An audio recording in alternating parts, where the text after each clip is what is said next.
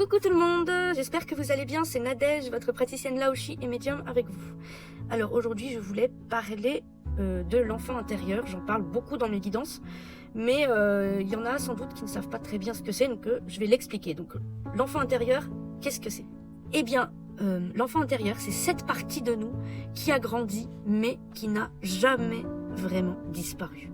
En gros, c'est la mémoire de tout ce qu'on a vécu depuis petit.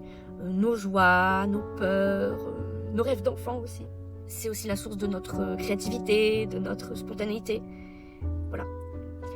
Alors maintenant que vous savez ça, pourquoi c'est important de comprendre son enfant intérieur? En quoi ça peut aider? Tout d'abord, bien à se connaître, hein, tout simplement parce que en identifiant les besoins et les émotions en fait de notre enfant intérieur, ça nous aide à comprendre en fait nos réactions présentes, la façon dont on réagit à ce qui nous arrive, aux différentes expériences qu'on nous envoie par exemple.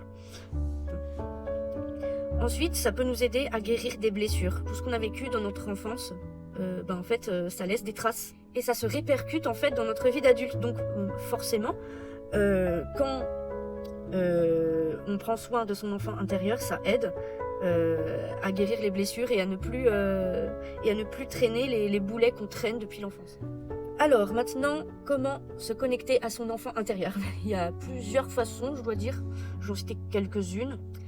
Alors la première façon, la plus simple, c'est de se reconnecter en fait à ses émotions, à soi. Qu'est-ce qu'elles veulent nous dire? En fait, on doit se poser, se reconnecter à ses ressentis.